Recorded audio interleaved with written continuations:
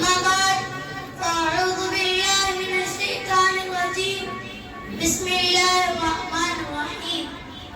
ولله على الناس حج البيت من استطاع إليه سبيلا ومن كفر فإن الله غني عن العالمين. صدق الله العظيم.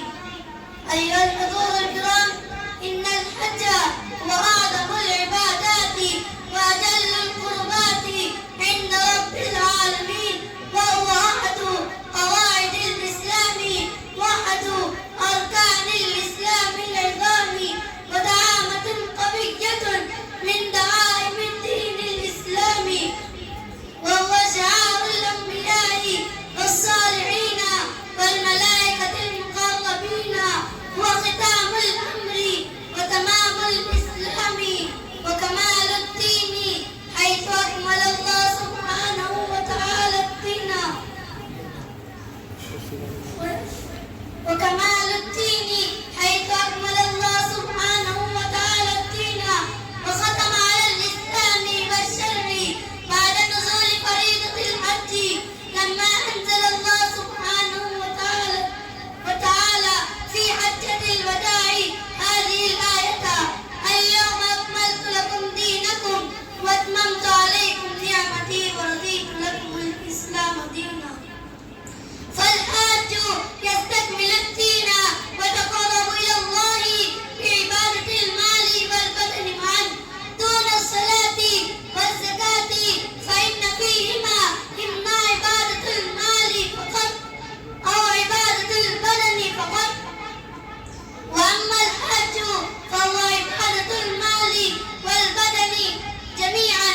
لذلك قال النبي صلى الله عليه وسلم: من حج لله فلم يرفث ولم يفسق رجع كيوم ولدته أمه، وكم له فضائل ووعد بالأجر في الطواف والزيارة التي جعله الله حجابا بين العبد وبين العذاب، وجعل البيت العتيق مثابة للناس وأمنا، وكم من أجر للصلاة في الكعبة والمسجد الحرام والمسجد النبوي، والنذر إلى الكعبة المكرمة، والنذر إلى قبر النبي فداه أبي وأمي صلى الله عليه وسلم.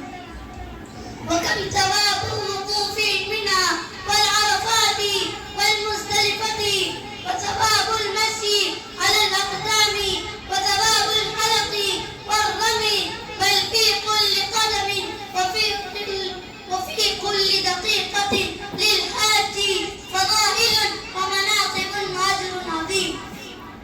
أيها المستمعون الكرام، إن العبد المسلم لا يمكن له أن يستكمل الدين بدون أداء فريضة الحج إذا كان يقدر عليه، كما أن الصلاة والزكاة والصوم فريضة على كل مسلم. لذلك من يقدر على الحج يجب عليه أن يحج البيت العتيق. قال الله تعالى: ولله على الناس حج البيت من استطاع إليه سبيلا. وقال تعالى: وأتموا الحج والعمرة لله. سادت الأدلة علينا أن نغتنم الفرصة ولا نتكاسل ولا نتأخر بأداء هذه الفريضة الجليلة، لأنه يمكن أن يقضى صلاة الصبح في المساء وصلاة المساء في الصبح، هكذا يمكن قضاء الزكاة في أي وقت، ويمكن قضاء الصوم بعد رمضان في أي يوم. ولكن الحج لا يمكن قضاءه إلا في أيام الحج. إذا فاتت فريضة الحج أحدا فلن ينتظر السنة القادمة، ولا يثق أحد على الموت متى يأتي لكل أمة الأجل.